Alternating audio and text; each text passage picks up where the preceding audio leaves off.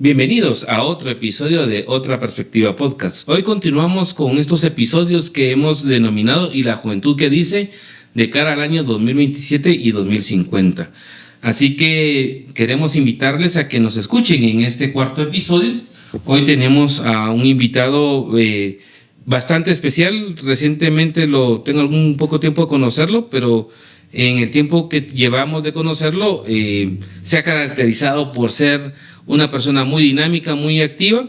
Fue el ganador del grupo que obtuvo el primer lugar en el MUT Legislativo 2024, que fue la primera edición, 2024, con el equipo que presentó una iniciativa vinculada a la parte de empleo y de jóvenes, ¿verdad? Que ahí ya nos darás un poquito el detalle.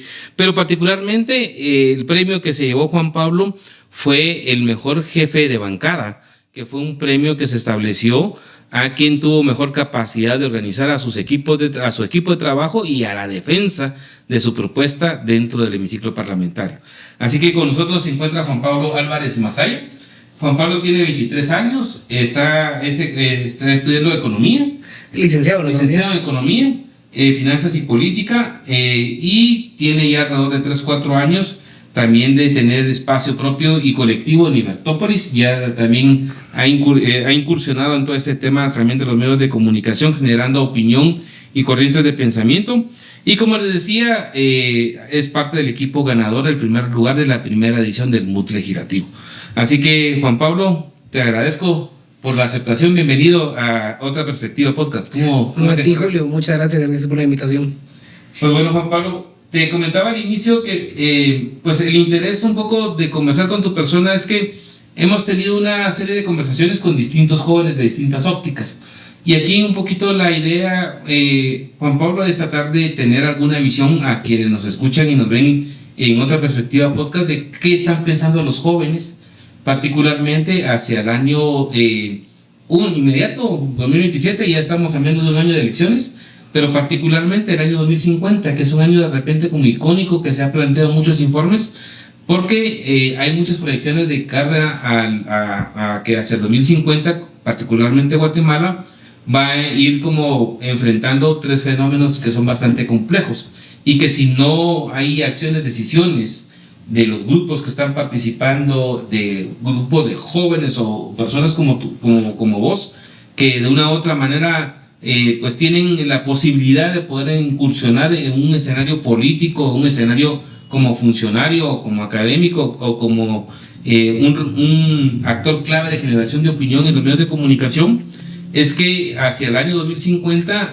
Guatemala va a tener el pico en cuanto a ese proceso de su reducción del bono demográfico, que ya lo marcó la CEPAL, ya lo ha ido marcando en Naciones Unidas, la Oficina de Población de Naciones Unidas, debe estar más o menos alrededor de unos 4 años, y que tiene su pico en el sentido de que va a triplicarse la cantidad de población mayor de 50 años, incluyéndome. De 900,000 que hoy más o menos está proyectado, vamos a hacer 2.8 millones.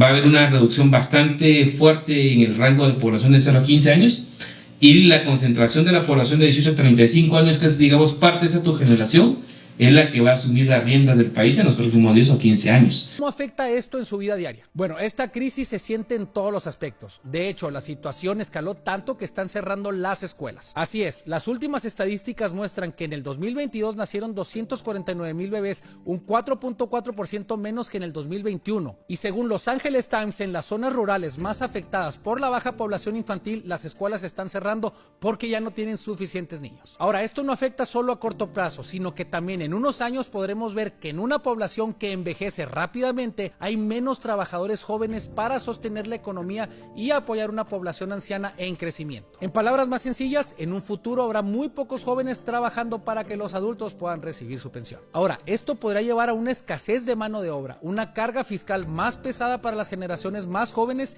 y una posible disminución en el ritmo de innovación que ha caracterizado a Corea del Sur. Ahora, Guatemala se está quedando sin niños. El mundo vive un descenso de natalidad y el país no es la excepción. En solo un año, los nacimientos cayeron drásticamente, de 342,000 en 2023 a menos de 300,000 en 2024, una cifra histórica. Guatemala está cerca de la tasa crítica de 2.1 hijos por mujer. Si baja de ahí, la población empezará a reducirse. ¿Por qué? El alto costo de la vida, la migración y mujeres que priorizan su educación y deciden sanar traumas generacionales antes de ser madres. El modelo de familia cambió. Hoy, la mayoría de los bebés nacen de madres solteras, especialmente jóvenes entre los 20 y 23 años. El panorama es serio. Para el 2050, el bono demográfico se agota. Será un país con más adultos mayores y menos jóvenes para sostener la economía. Guatemala está envejeciendo. ¿Estamos listos para este cambio? Pero esas generaciones que van a estar en este proceso de tiempo demandan educación, demandan trabajo. Y lamentablemente en Guatemala no hemos logrado alcanzar el 100% de la cobertura educativa a nivel tanto del ciclo diversificado como del ciclo a nivel básico. Y por el otro lado tenemos el factor de la migración, ¿verdad? Algo que no se pensaba en los estudios que marcaban a Guatemala desde 2010, 2015, es el hecho de que tengamos más o menos entre 700,000 a 900,000 niños y jóvenes que ya se encuentran en Estados Unidos y que independientemente de republicanos o demócratas nos han mandado a los papás a Guatemala, pero los niños y los jóvenes se han quedado en los Estados Unidos. Obviamente esa materia que podría haber renovado la parte económica de nuestro país ya no está en otro país. Entonces un poquito la dinámica es conversar cómo están viendo desde sus distintos espacios en los que participan, entre lo que habla tu generación, tus amigos, tus compañeros, cómo están viendo el país, si les afecta, no les afecta, si les preocupa o no les preocupa esos temas, ¿verdad?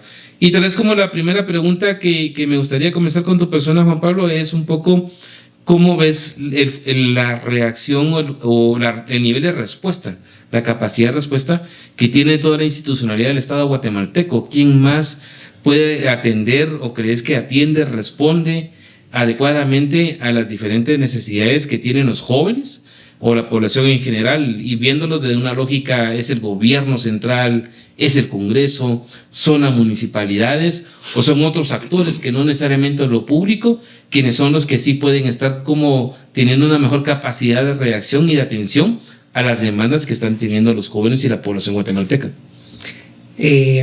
Bueno, primero, muchos temas. Sí, claro. Mucho de qué se puede hablar. Quisiera empezar con algo muy breve de lo que decías al final. ¿Qué institución es la que debe hacer esto? Bajo el punto de vista político, en todo el ámbito. Y yo creo que también algo que se tiene que parar en Guatemala es echarle todo al Congreso. Todo termina en el Congreso, todo tiene que pasar por ahí. No es que los diputados que lo resuelvan, una iniciativa de ley, una ley, un decreto, incluso hasta andan pidiendo puntos resolutivos para el Congreso, cuando realmente el Ejecutivo lo que tiene que hacer es, como su nombre lo indica, ejecutar y no estarle pidiendo tantas cosas al Congreso, porque es una muy mala maña, suponiendo, por ejemplo, el convenio 169 de la OIT, que es infuncional ahorita en Guatemala porque no existe ni una ley ni un reglamento. Y el Ejecutivo le echa la culpa al Congreso porque no tiene una ley de cómo implementar el convenio, cuando no se dan cuenta de que la firma del convenio 169 ya es un decreto. Entonces el Ejecutivo puede realizar un reglamento acerca del mismo decreto. No, pero al parecer el Congreso tiene que hacer una iniciativa de ley. Pero bueno, eso con breve el tema. Una de las cosas muy importantes, hablabas del tema demográfico, y yo creo que no se habla aquí en Guatemala, solo para que tengan una perspectiva. En los años 60, un poquito más abajo, la tasa de natalidad de Guatemala era alta, 7, 8, era bastante alta. O sea, cada familia tenía entre 7, obviamente general, entre 7 a 8 niños. Es un montón. Ahorita está entre 3, creo yo, por ahí, un poquito más abajo. Ya digamos, está dividido, ¿verdad? 3.2 queda nada más o menos en la parte que te decía de los departamentos donde hay mayor población indígena, y acá estamos en 2.1. Lo cual 3 es sano en una economía.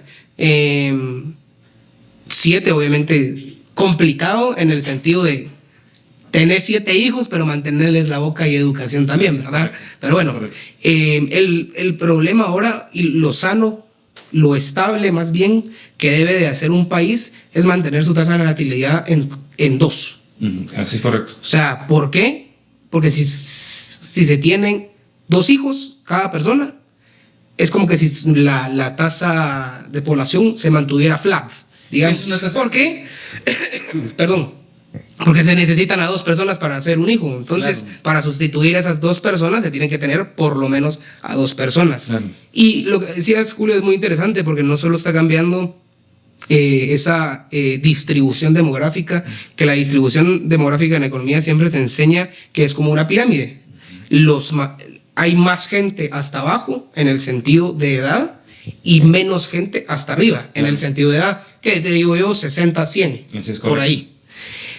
Y ahora se está invirtiendo, la pirámide. Así es correcto. Y uno de los temas más preocupantes a mí, que yo creo que en Guatemala no se habla, es también el sistema de pensiones. Claro. Suena raro que hablemos de sistema de pensiones en Guatemala porque aquí en Guatemala el sistema de pensiones simplemente no existe. Así es correcto. El único que existe es el del IX, Así es correcto. que es muy malo. O sea, Julio puede ganar 100,000 quetzales, yo gano 10,000 quetzales y Julio va a tener una jubilación de 3,200 y yo también voy a tener una de 3,200. Pésimo. Sí. Muy malo. Está Bueno, y solo el detalle ahí, mira, ahorita un poco por el tema ahí de la actividad que sabes que hago en el Congreso,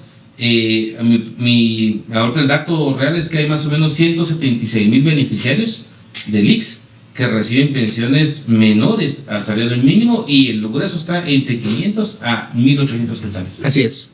Sí, es muy malo. Y se va a ir se va a ir disminuyendo más bien la cantidad De cotizantes y de jubilados, contribuyentes. exactamente, del monto de jubilación a las personas por esa misma pirámide inversa que estábamos hablando. Yo creo que también hay que pensar un poquito fuera de lo que como se vienen manejando las cosas, porque la pregunta de cajón es, bueno, ¿y qué va a hacer el gobierno para solucionarlo? Claro. Yo le diría, el gobierno no debería ni estar buscando solucionar ese tema, no le compete al gobierno eso. Lo que se debería hacer es el modelo más exitoso de pensiones que ha tenido alrededor del mundo, que es el sistema de pensiones que se tenía en Chile. Imagínate, Chile implementó ese sistema de pensiones que ahorita lo quiero explicar, y se lo copió Dinamarca. O sea, que Dinamarca te copie un sistema económico, que al final eso es, un sistema económico a un país latinoamericano. Decís, estos cuates están haciendo algo bien, pues, están haciendo algo diferente. Y ahí en Chile era algo relativamente sencillo, que es un sistema de capitalización individual obligatoria. O sea, la aportación, digamos, que hacemos al IX se le da a una empresa de inversiones privadas y decís, entonces, y ahí nos libramos el problema de si Julio gana 100,000 y yo gano 10,000 y nos vamos a jubilar con lo mismo, que va a ser más real, más igualitario. Entonces yo le doy 6% de mi salario y entonces y haces, creas una misma competencia dentro de las empresas privadas que son fondos de inversión de retorno para ver cuál es la tasa más atractiva y al mismo tiempo que te genere seguridad. Entonces lo invertís y te dicen, bueno, su retorno va a ser 12% anual y eso que me estoy pasando, 12% anual es altísimo. Pero imagínense, o sea, uno, si Dios lo permite, tiene trabajo desde los 18, 20 años y le mete 20 años pisto. Claro. Te queda re bien. Incluso, obviamente son fondos de inversión, tienen pérdidas también. Debe de adquirir económico, el modelo económico chileno, debe de adquirir la empresa privada el costo de mala inversión y devolverte siempre lo que te prometió. Y lo mejor del fondo es, si te prometí 12, pero realmente retorné 15, pues tenés tus 15. Claro. No pasa nada. Entonces, esa es una buena mira a dejar el sistema de nosotros que tenemos 30 años, vamos a financiar la jubilación de los que tienen 60 años. Sí, es correcto. Porque ya no se puede. Claro. Eso es algo bueno. Sí, correcto.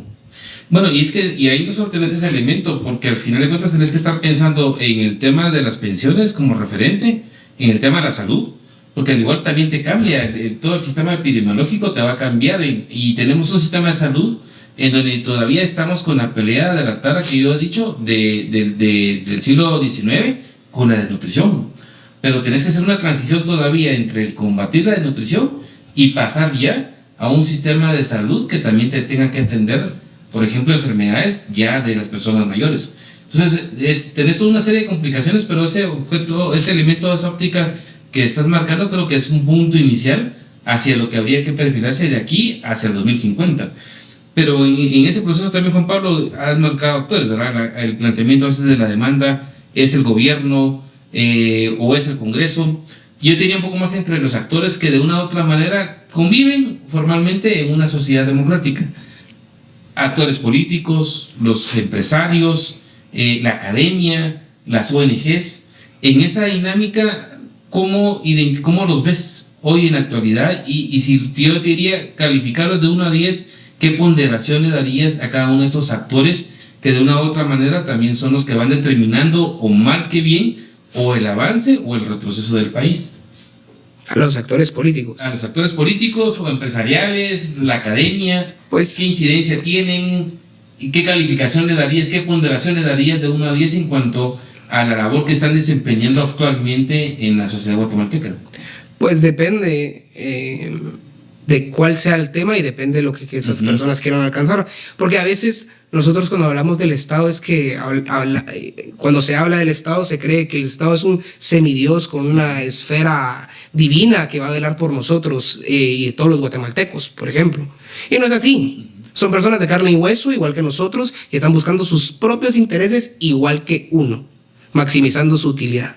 Eso es lo que siempre se enseña en economía y es lo que es así. Así que pretender de un acto tan benevolente de parte tanto del Ejecutivo como del Congreso, que no se espere mucho.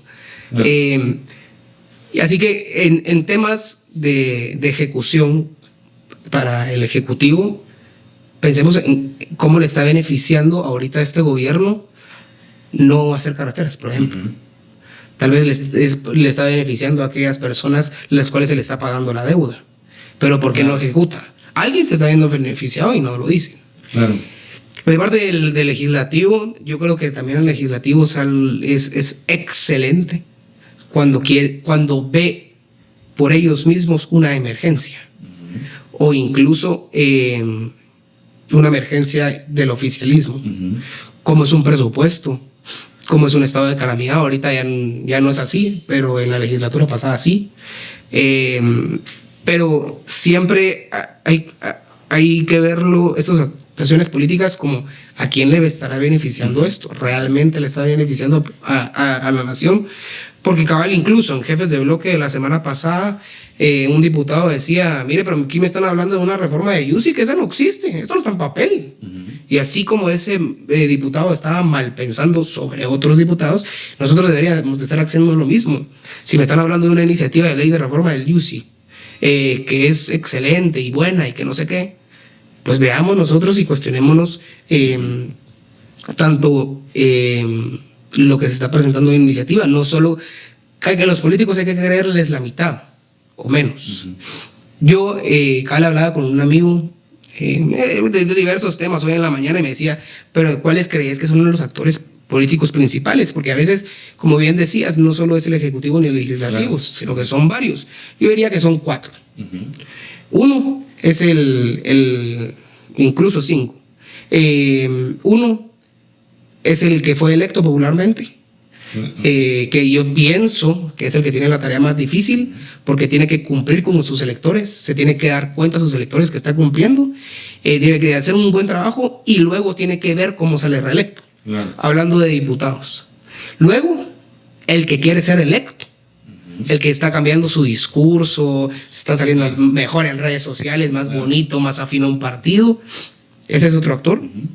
El tercero, que podríamos ser nosotros, con este activismo político como el podcast, que es también una actividad política, sembrar un pensamiento tal vez diferente a unas personas. Yo lo que intento hacer principalmente es sembrar una duda de respecto a lo que generalmente se nos da del Estado. Y el cuarto, que es el políticamente más incorrecto en la esfera política, que en todos los países del mundo pasa y en muchos no se quiere aceptar y se debería de aceptar, que es el lobby político. Claro. Hacer lobby en Guatemala es ilegal. Así es correcto. Pero, y perdón que lo diga así, Julio, pero es una estupidez creer que no se haga lobby. O sea, digamos, entonces que le pongan una multa a Fundesa porque estuvo impulsando la ley de infraestructura vial. Claro, No, pues no se va a hacer eso. Y obviamente a la gente de Fundesa le beneficia que hayan buenas carreteras. Y si a la gente de Fundesa le beneficia que hayan buenas carreteras, pues entonces al diputado le beneficia también porque yo aprobé la ley de infraestructura vial. Y al ciudadano le es bien también porque se ve beneficiado si se ejecutan tales infraestructuras viales. Así que yo diría que esos 4 actores políticos, metiéndolos todos los servidores públicos en la misma canasta. Pero digamos, pero eso es como una parte también de los elementos que están en la sociedad para armar acuerdos, en las distintas categorías que has mencionado. Pero hay uno, es esa clase política, pero también están los actores privados, los empresarios. También está la academia, porque también la academia también juega la política. Yo metería a todos ellos en el lobby que te decía. Porque, digamos, políticos y académicos, Fundesa, por así decirlo, y yo sí hablo con nombres, perdón que sea así. El CACIF también incide, pero también te puede incidir Así Es, Guatemala Visible, AGEXPORT, AmCham, todas las cámaras empresariales, todas las cámaras inciden. Que no lo veamos porque tienen temor a reflejar que inciden, no significa que no estén ahí. Pero todos esos actores, tanto mezcla, yo creo que AmCham es un buen ejemplo. Buena mezcla de empresarios con buena mezcla de técnicos en la materia. Ahora, yo te invitaría un poco la pregunta, sería, bueno, en esta clasificación que vos me haces, ¿qué elementos crees vos que debería de darse distinto para que efectivamente, porque hoy siempre promoción de intereses, ¿verdad? Si es un político, un diputado, pues obviamente ves a sus electores, es su territorio, busca reelección, un alcalde de igual manera, un presidente no digamos, pero finalmente un poco lo que se ha marcado y me han planteado los otros jóvenes con los que hemos estado conversando en esta serie es esa dificultad de acuerdos. O sea, un punto que ha habido es que no tenemos acuerdos, o sea, cada quien puede mover intereses y como lo decías con el lobby, ¿verdad? O sea, el lobby se ha hecho. Y es algo raro que realmente no se valide como ocurre en otras sociedades. Pero el punto es cómo logras cambiar las cosas distintas a lo que ha habido y a lo que viene hacia futuro para que finalmente puedas establecer acuerdos mínimos que de una u otra manera te permitieran decir, bueno, vamos a hacer estas inversiones en infraestructura, vamos a hacer esto en el tema de lograr que por lo menos, de hecho, 1 o 2 generaciones tengan 12 años de estudio y que de una u otra manera tengas un recurso humano capacitado. O vas a invertirle, tu prioridad no va a ser, por ejemplo, las minas, pero tu prioridad va a ser el turismo. ¿Qué crees que debería de suceder para que efectivamente entre esta clasificación que has hecho haya cosas distintas para poder establecer acuerdos de largo alcance, que es lo que le ha faltado al país? Yo diría de que primero para ello deberíamos de pensar qué es llegar a un buen acuerdo. Porque acuerdos en el Congreso hay. Si no, no pasaría nada, se estaría estancado. Claro. O sea, así que, ¿qué tipos de acuerdos queremos nosotros? ¿El acuerdo que me beneficie a mí? ¿O el acuerdo que le beneficie al diputado? ¿O el acuerdo que le beneficie a las áreas rurales? ¿O a los ciudadanos de la metro? ¿O del Distrito Central? O sea, tenemos que pensar, y como lo decía al inicio, bajo el punto de vista individual, porque así lo hacemos, cómo ese acuerdo que yo quiero llegar se puede ver reflejado en términos políticos. Y es bastante complicado, o sea, también, digamos, si yo voté por diputados del Distrito de Guatemala, pues la mayoría no, si es que haya ganado alguien por quien yo voté, lo cual no pasó así en estas elecciones conmigo, pero si haya ganado alguien por el que yo voté y veo 2, 3 representantes que por los que yo voté, también van a hacer cosas de que a mí no me favorezcan. Así que esa representación verdadera de cada votante no existe. Es también un poquito fantasiosa. Lo que se debería de mejorar, pienso yo, para los acuerdos políticos es transparentar el caso. Y yo creo que me remito más al tema de los lobbies políticos. Porque, digamos, y vuelvo al mismo tema, al de Fundesa. Fundesa lo que estaba promoviendo en sus inicios no era una ley de infraestructura vial prioritaria, era una ley de infraestructura general. Sí, correcto. Así creo que se llamaba, pero era cambiar el modelo de construcción y de contratación con Caminos, Covial, Provial y el Ministerio de Comunicaciones, como que crear una dependencia paralela al Ministerio de Comunicaciones para hacerle la misma competencia al Ministerio de Comunicaciones, porque se sabía que el Ministerio de Comunicaciones no hace bien su trabajo. Ese era el objetivo de Fundesa. Y lo que pasó al final fue enmienda tras enmienda tras enmienda, se dictamina de esta forma y hasta le cambiamos, yo creo que ni se dictaminó, todo fue enmiendas. Sí. Se le cambió el título, Ley de Infraestructura Vial Prioritaria, estos son los tramos prioritarios importantes, y ahí está. O sea, el acuerdo original era Ley de Infraestructura General, y los diputados, no sé con quiénes, se les dio la gana de hacer una Ley de Infraestructura Vial Prioritaria, a puras enmiendas. Así que ahí hay una brecha de consenso, la cual nadie habla. Y obviamente el gerente general de Fundesa no va a decir, miren, no, es de que son la porquería los diputados porque no aceptaron el consenso, así que no se pudo llegar a votar lo que realmente se había consensuado desde un inicio. No lo va a decir por el mismo tema de que es ilegal, pero ¿cuál es ese temor de realmente ver quiénes son las personas que están detrás moviendo los hilos políticos? Sí, pero digamos, yo tenía más allá también de la posibilidad de que pudo ocurrir de un dictamen a otro hacia el tema del consenso yo creo que, vamos a ver, volviendo al tema del lobby, como casi con el tema de los intereses, ¿verdad? Sale una iniciativa que de una u otra manera buscaba beneficiar también a un cierto conglomerado de empresas que de una u otra manera querían entrar e incursionar en un nuevo modelo de infraestructura. Pero la pregunta tal vez hubiera sido algo distinto, ¿qué necesitaba el país de infraestructura para garantizar condiciones de movilidad que beneficiara a los diferentes sectores, tanto de comercio como de personas?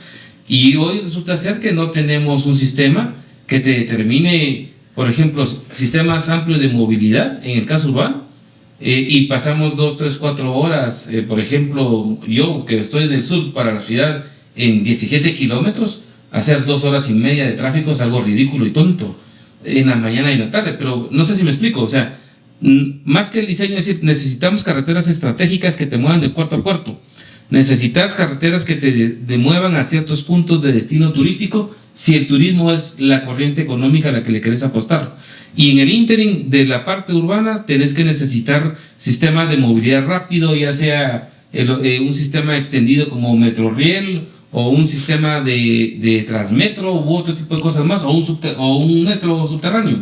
Pero entonces sobre eso ya venís y marcás y decís, esto es lo que necesitamos hacer para que efectivamente lo tengamos en el país. Más bien la propuesta salió de un sector que obviamente tenía intereses para un sector en particular. Entonces no sé si te digo, yo creo que como la discusión al final es un poco como al revés, ¿verdad? Sale de intereses de un grupo, pero no te marca el diseño de lo que necesitas como país. Y eso hace que esté atrofiado, porque al igual... Pero no, ¿cuáles eran los intereses de ese grupo? Que se le adjudicara obras y que construyera. Sí, obviamente, porque siempre de una u otra manera es sustituir un grupo de empresas por otros, bajo un modelo que de una u otra manera tutelaba. Pero es que, digamos, en el modelo de comunicaciones no sirve. No. O sea, simplemente ni se adjudica. Claro, no. Pero si se iba a crear un sistema para adjudicarle, no, tampoco era, se le va a adjudicar a la empresa de Juan Pablo Álvarez, tampoco era tan así, pues, pero si supuestamente se le iba a adjudicar a empresas con estándares más altos y se iban a construir las obras, ¿cuál es el problema? No, yo lo que te estoy diciendo es que más allá de eso es que la iniciativa, independientemente del modelo original que planteó Fundesa o de lo que salió, estaba siempre obviamente articulado por intereses de ciertos grupos empresariales. Y es hacer lobby, lo que decíamos. Pero no marcaste una regla general sobre qué es lo que demanda el país para generar movilidad. No sé si me explico, ese es el punto al que yo quiero explicar. ¿Y cómo consensuas qué es lo que demanda el país? Es que eso es lo que yo te digo, o sea, no ha habido una capacidad para poder definir exactamente qué necesitas como país para avanzar en infraestructura, y a partir de ahí entonces ya determinas si la alternativa para que puedas tener buenas carreteras. Yo pienso que ese tipo de cosas no se pueden consensuar y no se deben de consensuar. No vas a ir con la gente, de áreas rurales o de una persona que no es su tema específico de las carreteras y decirle, Mire, la CA1 Occidente que atraviesa Ciudad de Guatemala, que va ruta a la carretera El Salvador, está bien, pero hay unos problemas al final de la ruta de CA1 Occidente, los cuales es que no hay muchos baches y hay muchas curvas cerradas o abiertas. Pero lo que nosotros queremos mejorar es la CA1 Occidente, que va de... Eso no lo puedes hacer. O sea, no puedes... La gente te va a preguntar de primero qué es una curva cerrada y qué es una curva abierta. Claro. ¿Verdad? Ese tema no se debe y no se puede consensuar. Y no todo se debe de consensuar. Por eso es de que elegimos a un diputado, porque creemos, este cuate sabe. Claro. Ajá. Y me va a representar a mí, pero yo no quiero que me venga a decir lo que va a hacer. Porque si me viene a decir lo que va a hacer, no sabe hacer su trabajo. Supongamos, otra vez, con la instancia de jefes de bloque de la semana pasada, de un diputado dijo, yo quiero que la iniciativa 6709, creo que es la reforma del UCI, pase. Y unos están diciendo que no y otros que sí. Entonces viene el diputado, ¿saben qué podemos hacer? ¿Por qué mejor no hacemos una consulta popular? O sea, ¿qué diablos? ¿Qué está diciendo esta persona? Pues, ¿qué está diciendo este diputado? Obviamente, si hablamos del tema de reducir impuestos, cualquier persona va a decir que sí, no reduzcan el 9 por millar, reduzcan el 100 por millar del presupuesto general. Claro. Eso no es viable, eso no se puede hacer. Pero hay cosas las cuales no deben de generar consenso. Y sí se deben de generar consenso mediante empresas constructoras, mediante tanques de pensamiento, mediante empresarios que al final son ellos los que meten la plata y la arriesgan. Porque al final no tiene de malo darles la plata a 5, 10, 15, 20, 30, 4 empresas, las cuales te aseguras de que sí va a haber una ejecución. Bueno, y para la pregunta, iré encaminado en eso, Juan Pablo.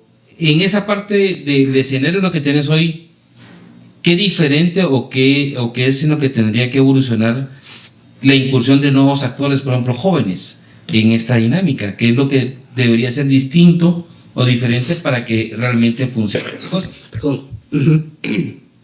Yo creo que lo que se debe de hacer de primero es entender bien el juego político, la especialización y sobre todo el juego y la dinámica política. Porque mucho se habló en las elecciones pasadas y mucho siento lastimosamente que se está hablando ahorita todavía. Y yo lo digo, yo que soy joven, no me gusta el discurso de, bueno, pero entonces que participen los jóvenes, porque los jóvenes tienen que participar. Eso nos pasó en las elecciones pasadas, en el 2023. Y hay unos muchachitos ahí en el Congreso, los cuales no voy a decir el nombre, que dicen, mucho gusto, yo soy pensum cerrado de ciencias políticas. O sea, no sos nada. Perdón, pero no sos nada.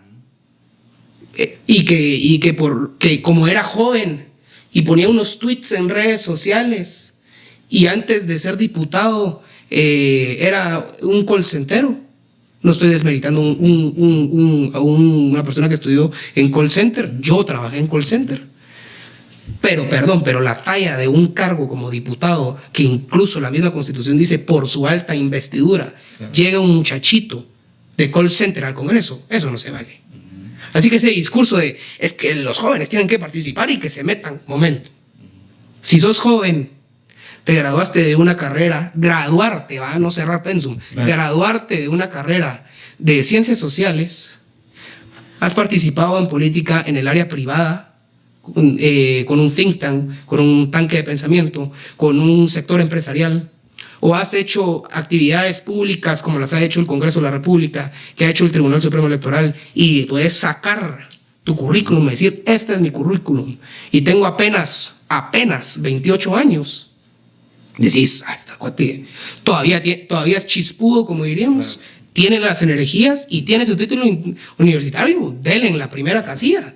Pero yo creo de que no se le tiene que dar ningún mérito a ningún joven. Yo como joven lo digo, decir, es joven, así que hay que apoyarlo. No. O sea, lo que tiene que hacer el joven de primero es entender la dinámica política, empañarse del tema y agarrar experiencia. La vez pasada me lo decía, escuchaba que se lo decía un señor a otro muchacho. Le decía, ¿querés ser diputado? Y él tenía como 21, 22 años. Sí, quiero ser. ¿Cuál es tu experiencia? ¿Tienes experiencia en el sector público o en el sector privado? No, nunca he trabajado. Entonces, ¿qué vas a ir a hacer? Claro. Si no entendés ni lo privado ni lo público, ¿verdad? Así que agarrar, en resumen y en buen chapín, agarrar callo, tanto en el sector privado como en el sector público. Y en la parte de este segmento de generación, porque también ahí, como lo señalas al inicio, ¿verdad? Dependerá un poco también de la perspectiva. Recuerda que hay solo un 2% de la población que tiene acceso a la educación universitaria y que está marcando un escenario, digamos, de expertise. Pero al igual, del otro lado, por ejemplo, en la Constitución se dejó muy abierto la dinámica, por ejemplo, para el tema de los diputados, que algunos segmentos cuestionan de por qué no pedís una calidad de formación profesional para los diputados. Pero al final de cuentas el Congreso es el reflejo de tu sociedad, Así de nuestra es. sociedad. En esa dinámica de los jóvenes que están activos, con los que vos convivís, elementos como el tema de la ideología, ¿sigue siendo relevante o no sigue siendo relevante de cara al tema de cómo te proyectas, ya sea en tu ejercicio profesional o en tu ejercicio de incidencia que pudieras tener como joven? En el sentido de experiencia. No, la experiencia y la ideología, ¿qué tanto influye, importa, o realmente ya no es un tema Pues yo creo que todas las, que le den importancia? yo creo que se le debe de dar importancia. Esas personas como una candidata a la presidencia, que todos la conocemos quién es, que sale a decir en un debate presidencial, no, es que mi ideología es Guatemala. ¿Y eso qué significa? Claro. ¿De qué Guatemala me estás hablando para empezar? También había un general que fue presidente de Guatemala, decía, Guatemala no es una nación, Claro. Guatemala son 23 naciones. Entonces, ¿de qué Guatemala me estás hablando? ¿De tu Guatemala de zona 14 o la Guatemala rural? O sea, venir y decir, no, es de que mi sentimiento es el pueblo, yo me debo al pueblo, esas son patrañas, esas son pajas, para decir las cosas como son. Se tiene que tener una ideología clara. Yo tengo mi ideología clara. ¿Y por qué se debe de tener una ideología clara? Porque esa ideología marca el camino de lo que querés para la nación. Yo me he dado cuenta, no voy a decir de que yo ya lo sé, pero me he dado cuenta de cómo se debe de cambiar el modelo económico en Guatemala, cómo se debe de cambiar el modelo político en Guatemala, cómo se debe de cambiar la representación en Guatemala, cómo se tiene que cambiar el sistema judicial en Guatemala. Esas cuatro aristas que ahorita te dije están bajo mi punto de vista ideológico. Así que decir de que no es de que no tengo ideología, o esas personas que también dicen no, es que yo soy apolítico. No, Claro. o sea, tenés que, si quieres participar en la ruta de nación, tenés que tener tu propia misma ruta. Y en esa dinámica de la visión que estás marcando también hay mucho debate en función al tema de los últimos estudios que también están marcando que hay muchos jóvenes hoy que no necesariamente son muy creyentes de la democracia y que son muy proclives a apoyar regímenes más autoritarios. Y obviamente el referente aquí cercano que tenés es el de Nayib Bukele, El Salvador. Claro. Pero las encuestas te lo dicen, ¿verdad? Es decir, que el joven va creyendo poco en ese nivel de participación y va más en la búsqueda de alguien que diga, es esto y aquí va todo. ¿Cómo haces esa valoración en cuanto a la importancia o no de apostarle a ese sistema democrático, o también sos parte en donde ya no se le da mucha confianza a que efectivamente la democracia es como el mecanismo que te pueda permitir llegar a acuerdos y poder salir avante como país? Yo creo que sí comparto de que los jóvenes últimamente los jóvenes medio interesados en política, han estado buscando un discurso más radical. No tanto, siento yo, de izquierda, sí los hay. Yo creo que incluso los muchachitos que te decía al inicio, que están en el Congreso, están radicalizando su discurso porque creen de que el discurso popular está cambiando a esas aristas como son Morena en México. Y al otro lado, la radicalización de queremos he escuchado muchas veces, no, que revivan a Ríos Montt, que revivan a Jorge Ubico, y porque necesitamos a alguien así de fuerte y de mano dura. Pero ese yo siento que es un síntoma, es una reacción de el bebé pesado y difícil de tratar que es el Estado. Y yo diría que son dos cosas. Uno es la burocracia. Y segundo, son los sindicatos, que los sindicatos no es ajeno a la burocracia. Claro. En la Revolución Francesa había un autor revolucionario, por supuesto, que dijo de que el cuarto poder era la burocracia, el trámite y trámite y trámite. Y dijo, si seguimos así, como estamos, lo que va a hacer el Estado va a ser una pila de papeles, en donde no vas a poder hacer absolutamente nada. Y eso es lo que es el Estado hoy. No puedes hacer nada porque papel tras papel, tras papel, tras papel, tras papel. Respecto a lo del convenio 169 que yo bien decía,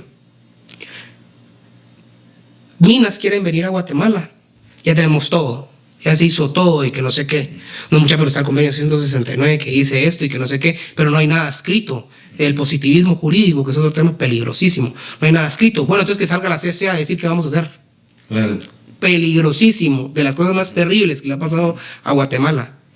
Y también está el otro punto, que es el sentido de los sindicatos. ¿Cómo? Usted dice, es que no hay hospitales nuevos, no hay medicinas nuevas.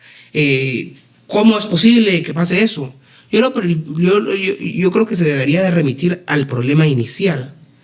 ¿Cómo es posible que existan por lo menos 80 sindicatos en el Ministerio de Salud? Claro. ¿Cómo? O sea, ¿cómo avanzás, cómo ejecutás con 80 líderes sindicales que están dentro del ministerio? Yo incluso diría, ¿cómo es de que la naturaleza de un sindicato no va conforme a un sindicato estatal? La naturaleza de un sindicato no es estatal, es privada. Porque decís, no, es que yo tengo supuestamente, tengo un empleador opresor, el cual está exigiendo más horas de... Eso es en el sentido privado.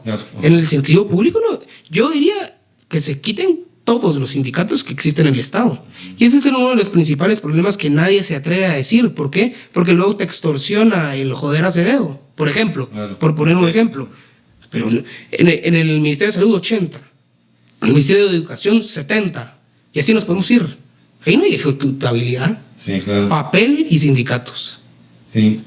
Pero en ese mismo proceso que estás marcando del funcionamiento en general del Estado guatemalteco, ¿cómo valorás de una u otra manera el tema de que pueda haber una mayor participación o no de jóvenes en el ejercicio de tomar las riendas y del control de qué opción política o a quién le da o le refrenda ese voto para que llegue a ordenar ese desorden que has marcado?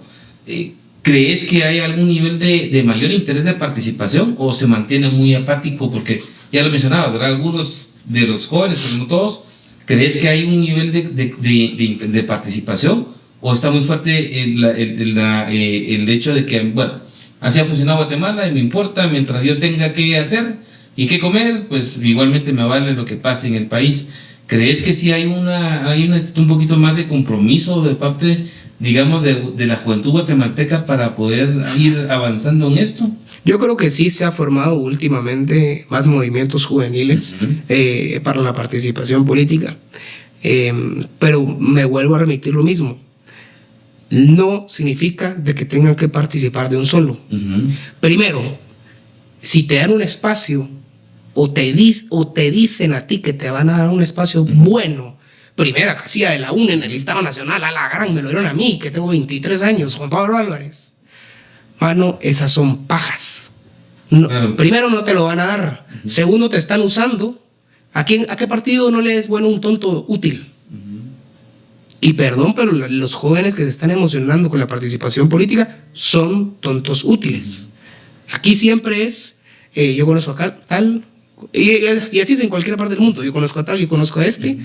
El Dipuquid, que muchos conocimos, ese entró por su papá. No porque a la gran, es que este era un pilas. No. Así que... Bueno, y ahí tenemos todavía un buen grupo ahorita que viene. Y todavía hay muchos familiares también.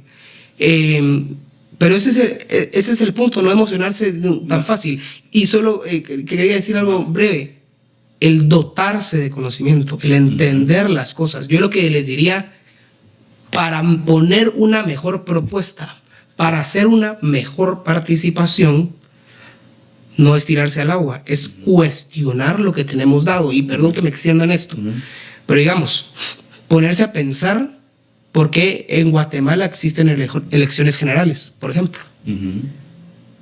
Porque nosotros cada 4 años, solo cada 4 años, cambiamos 340 alcaldes, 160 diputados, 17 ministros, porque si elegimos presidente, de cajón se van 17 ministros, y presidente de la República.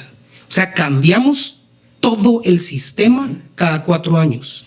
Cambiamos todos los magistrados de apelaciones cada 5 años.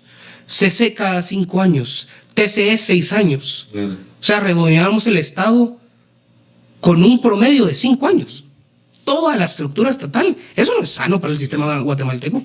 Eso no tiene coherencia con el estatismo que debe de existir. Lo que tenemos que hacer, poner a pensar, es ponerlo en duda. ¿En qué otros países es tan común que haya elecciones generales? En muchos países a veces se elige Congreso y MUNI. Y ya, sí, es correcto. 2 años después nos vamos a los presidentes, que también crea una dinámica sana para evaluar el trabajo de un presidente y ver si le elegís más o menos diputados, que al final son la maquinaria que le permite ejecutar al presidente. Así que eso es lo bueno que podrían hacer los jóvenes, pensar en la institucionalidad, que al finalmente es eso, lo que no deja avanzar a un país. La institucionalidad del Estado es realmente buena como hoy la tenemos. Eso sería lo que yo quisiera que tuvieran los jóvenes. ¿Y cómo lograr que, más allá también de, porque lo hablaste un poquito en el segmento de los jóvenes que están de repente participando, pero yo te decía al inicio del programa, tenemos 2.7 millones de jóvenes que no están empadronados, y que el hecho de que estuvieran, mira el efecto que pasó, por ejemplo, en un gobierno en donde se empadronó 1 millón de mujeres con programas sociales y todo lo demás, te marca un escenario electoral que lo seguimos arrastrando hasta hoy. Pero el tema sería cómo logramos que esos 2.7 millones de jóvenes entren al sistema y que el sistema también lo permita, porque con eso también te permitiría tener más jóvenes que entren a ese cuestionamiento de ese modelo que vos has marcado, ¿verdad? Y decir, es lógico que cada 5 años todo se cambie y que finalmente no dejes que cuaje, cuando podría ser por ciclos, para ir también manteniendo eso, ahí sí que los frenos y contrapesos. ¿A quién le doy más respaldo popular? ¿O hay mayoría, no hay mayoría? Porque un poco el tema es que también aquí se ha marcado que no puedes dar mayoría a un solo partido. A lo mejor sí hay un partido que podría tener o ganarse el derecho a tener una mayoría, pero en el modelo en el que estamos te determina que no se puede, por esa dinámica de que obviamente hay otros actores que este sistema les funciona y les interesa que se mantenga así y que no haya cambios, ¿verdad? Pero vuelvo a la pregunta, ¿cómo hacemos para esos 2.7 millones que puedan entrar y que de una u otra manera sean actores que te permitan un cambio? Pues yo primero que nada creería de que cuáles son los incentivos que tiene un joven para que se afile, para que se empadrone, perdón. Incluso digo, es necesario que las personas se empadronen. ¿Por qué? Bueno, o sea, podrías tienes un candado constitucional porque, como te decía, ¿verdad?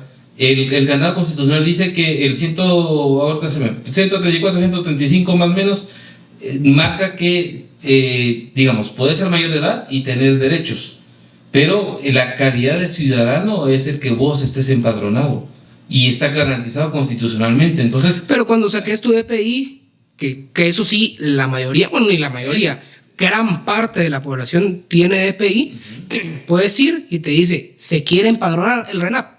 Así es, correcto. No ir a otro lado, no tenés que ir a... Ese es un problema. Yo pienso que ese es el mayor problema. Te tenés que acercar al TCE para empadronarte. ¿Qué diablos? ¿Por qué no lo puedes hacer en línea? O sea, yo ahorita meto mi tarjeta en Amazon, le digo, sí, soy Juan Pablo, así que tráeme el paquete a mi dirección.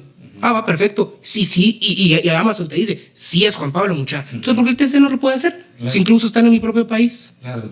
De forma en línea. ¿Por qué no lo puedo hacer cuando emito mi DPI? ¿Por qué no lo puedo hacer cuando renuevo mi DPI? Esas son de las cosas principales, porque realmente tenemos un incentivo, la población guatemalteca, de irse a empadronar cuando se cree que la política, lamentablemente se cree que la política no sirve para nada. Tú salís a la calle y le puedes decir a la gente, usted está empadronado, te va a decir, ¿y qué es eso? Pero no hay un interés nato en el empadronamiento. Incluso el afiliarse a un partido político también debería de ser en línea. y desafiliarse también, no que cuando uno se quiere desafiliar tiene que ir personalmente al TCE. Mire, en la página del TCE me sale que estoy afiliado. Primero, no sé qué partido. Segundo, ya no quiero estar ahí. Correcto. ¿Verdad? O sea, ese es un tipo de cosas. Vuelvo a lo mismo. Problemas de institución del Estado. En la parte de la burocracia, el papel que decís, ¿verdad? Exactamente. Pero pasando un poquito ya al escenario, Juan Pablo, de lo que hoy ves en los actores políticos, ¿crees o qué actor político joven? O sea, yo creo, por ejemplo, que aquí estamos eligiendo presidentes de 60, 70 años. No, hay diputados, hay más jóvenes en el tema de los dipoquits, que puede ser un tema como excepcional, pero yo lo que creo es que el poder sí desgasta y necesitas de repente actores más jóvenes, políticos, tanto en el Congreso, en las alcaldías y no digamos en la presidencia. Bueno, aquí hay un límite de 40, en otros países 35 y ya puedes ser presidente del país. ¿Qué puedes hacer para efectivamente lograr tener una mayor participación de gente más joven? Y que de una u otra manera pudieras tener la posibilidad de que tuvieras un presidente de 40 o 50 años que igualmente aguante ese ejercicio y esa presión de que es dirigir un caos que tenemos como Guatemala. Y de los actores, vos que estás en tu generación, ¿a quienes de una u otra manera te llamaría la atención que entren a incursionar en la política, pero no lo están? Primero, lo que decías, tenemos un candado constitucional de 40 años. Es correcto. Pero también podemos, lo que decía al inicio, podemos dudar sobre las cosas, las normas que naturalmente se dan. Yo tuve un viaje a México con un tanque de pensamiento de economistas y me encontré a un economista, al cual yo admiro mucho, fiduciario de mi universidad. Y le decía, mire Fernando, usted si pudiera elegir a cualquier persona para ser presidente de Guatemala, ¿a quién escogería? Una persona de Abolengo, se lo estaba preguntando yo, una persona de Abolengo, inteligente, capaz, estudiosa y con un prestigio social. Y se me quedaba, te juro que se quedó como 2 minutos y no me dijo nada. Pensando y dije, pues ya mejor ni le interrumpo, que saber ni qué libro se está bajando. Me dijo, te sé decir de que no tengo ningún nombre. Entonces, primero que nada, faltan esas personas. ¿Dónde están? No lo sé. Pero faltan esas personas que puedan salir y perder el temor de involucrarse en temas políticos. También hay falta desatanizar la política. Porque hay muchas personas también que dicen, no, es de que aquel ya es político, aquel ya está metido en el Congreso y ya mira, tan mulas intentó postular y todo.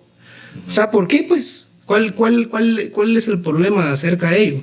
Y si estás participando en política, pues deberías al principio esperar lo mejor y pedirle las respuestas de lo mejor a esa otra persona. Pero ¿qué incentivos tiene una persona realmente inteligente y capacitada para meterse en algo tan peligroso y tan problemático como es la política? Y eso también nos atañe a nosotros. El de darle libre viento a aquellas personas que quieran entrar y simplemente no se quieran manchar. También, sin ninguna duda, uno de los problemas es el sistema de formación de partidos políticos, que es complicado hacer partidos políticos y caro. Bastante caro hacer partidos políticos aquí en Guatemala. Así que una persona que realmente se apasiona le tiene que meter los 4 años antes de su postulación para la formación de un partido político. Perder el miedo. ¿Por qué no se pueden haber campañas independientes? ¿Por qué no pueden haber campañas independientes para presidentes, diputados, listados abiertos? O sea, no es, como me decía un catedrático en una clase de historia, es que aquí, Juan Pablo, no es que haya una receta de panqueques. Esto no es una receta de panqueques. No es así, que, sí, este es el problema y así se come. No, o sea, esto tiene demasiados puntos de vista, demasiadas variables, los cuales estamos como estamos, ¿verdad? Pero en esa ruta siempre insisten un poco, ¿qué actores de repente dentro de tu generación te gustaría que sí se involucren, que sí quieran mancharse y por su conocimiento, por su experiencia, le podrían dar algo distinto a la dinámica política guatemalteca? Lo malo es de que ¿dónde están esas personas? Porque si me ponen a escoger entre todos los tuiteros que existen, que creen que eso es gobernar, no tengo a nadie. Creo que Guatemala perdió una buena oportunidad con Eduardo Suger. Creo que va a costar mucho tiempo que un Eduardo Suger vuelva a postularse. También creo que perdió la oportunidad de un Castillo Sinibaldi. Pero vuelvo a decir lo que me dijo este fiduciario de la universidad que te decía. No se me vienen nombres a la mente. No hay, y tampoco en temas de juventud, no hay alguien que yo diga, este cuate ha hecho esto, y me representa, yo lo seguiría. Sí. No. Y es que la pregunta te decía eso, que por ejemplo, en otros países, en otros modelos políticos, vos identificás, o sea, que hay actores que se van perfilando desde la juventud, ¿verdad? Un referente tradicional en Guatemala o en Centroamérica era Costa Rica, pero ese modelo también implosionó. Pero ahí mirabas a jóvenes que ya venían de una u otra manera generando alguna presencia, que decías, lo proyecto como un candidato presidencial o como un presidente, o al igual, independientemente del modelo, México Morena, tenés una cantera de actores que de una u otra manera están en ese proceso de formación, o no digamos en la parte de Argentina o en la parte de Chile. Pero más allá de eso, que pudiera suceder, señalabas el tema de partidos políticos. ¿Cuál crees que es la debilidad del funcionamiento del sistema de partidos políticos en Guatemala cuando el modelo constitucional planteaba que era el partido político el que tenía como el monopolio? Hoy en estos 40 años se ha venido diluyendo y estás básicamente trabajando proyectos personalistas, que también tienen una complejidad, porque antes hablabas con 2, 3 jefes de bloque y sabías qué es lo que iba a suceder, por ejemplo, en el pleno. Hoy no, hoy tenés que hablar con N cantidad de actores porque ya no responden a una línea partidaria, ya no responden a una línea de jefe de bloque, digamos un poco. Porque hay deficiencia en la formación del partido. Ahora, entonces la pregunta es, ¿qué crees que hay que cambiar o que debería de fortalecerse en esta dinámica de partidos políticos para que también surjan actores que podamos decir, esta gente de repente es la que quisiéramos que llegue a gobernar el país? Primero que nada, yo creo que debería de bajarse la exigencia de tanta representación en tantos departamentos. Se me hace muy alta. Yo no me explico tampoco. Ahorita van a aparecer por lo menos 10 partidos políticos nuevos. Sí, más o menos hay por lo menos 34, 30. Se van 10 también. Sí. ¿Cómo es de que cada partido obtuvo por lo menos 28,000 firmas? O sea, no sé, tú, Julio, si tú has visto una jornada de afiliación del partido negro. Sí. Yo no he visto ni una jornada. ¿Dónde están esas personas? No sé. Pero supuestamente el partido oficial ahorita metió 25,000 firmas de un solo la semana pasada o hace 2 semanas. Pero fíjate pero más allá de la duda con el tema raíces, el tema es que tenés 40 organizaciones o por lo menos últimos 10, 15 partidos que sí lo han logrado. O sea, y sí lo hay, o sea, sí lo hacen, pero a lo mejor el mecanismo de la representatividad no es realmente tan legítima. Porque hay gente en Guatemala que se dedica a hacer partidos políticos y ahí ven las fichas. Así es. ¿Verdad? Pero más allá de lo formal, el punto, como te digo, es que eso es seguir replicando un modelo que no está funcionando. Así es. Y vuelvo, y yo creo que eso es lo que más fue mi enfoque más en este episodio, fue el problema también de la burocracia. O sea, la exigencia burocrática que existe en el reglamento de la ley electoral y de partidos políticos, el sistema de elección popular respecto al Tribunal Supremo Electoral, existen por lo menos, 4 o 5 reglamentos. Sí, correcto, así es correcto. O sea, y es un montón, y cada uno son un pencazo de páginas. O sea, y te dice de que primero es proformación, luego comité, luego ya pasa a ser un partido, y que la asamblea, y que tienen que estar todos los representantes departamentales, y que tienen que estar los representantes del Tribunal Supremo Electoral, y que la hoja de afiliación tiene que tener un copiado y un original y un duplicado, y que el duplicado se tiene que quemar en un aparato electrónico, que gracias a Dios eso ya se cambió, pero por mucho tiempo fue así. Se tiene que quemar en un aparato electrónico, y entonces ese aparato electrónico lo tenés que agarrar y se lleva sellado y empaquetado al Tribunal Supremo Electoral, y luego se mete el USB en la compu del Tribunal Supremo Electoral, y no es que tenía virus, no, es que lo voy a pasar a un disco, no, es de que las firmas simplemente no casan. O sea, eso... Sí. El mismo sistema burocrático es el que no ha permitido incluso a mismos partidos políticos poderse dar.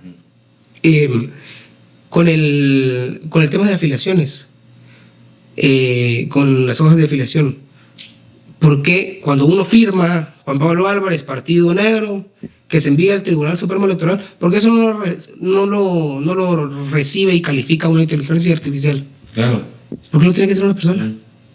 Sí, o que no es coincidente con tu firma del DPI y de repente tenés 4 o 5 años que lo obtuviste y ya han cambiado rasgos de tu firma, ¿verdad? Pero te digo, más allá de esa parte operativa, es la parte de la funcionalidad. Por ejemplo, en los niveles de aquí no puedes hacer tan fácilmente coaliciones partidarias porque todo lleva un requisito, a diferencia de otros países en donde fácilmente te pones de acuerdo. Y si te das cuenta, es mejor no ir en coalición. Mientras que es más sano para la República y para la representación que se vaya en coalición. Así es correcto.